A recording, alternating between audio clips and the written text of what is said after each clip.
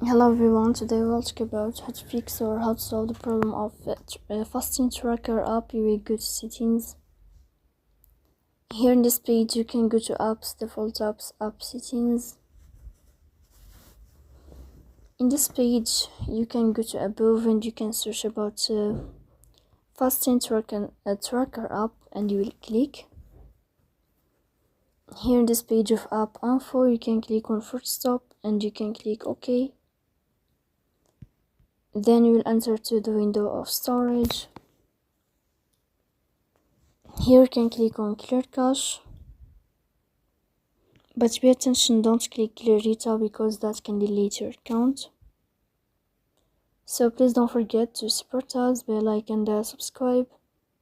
See you next time in another video, and thank you for your attention and your watching.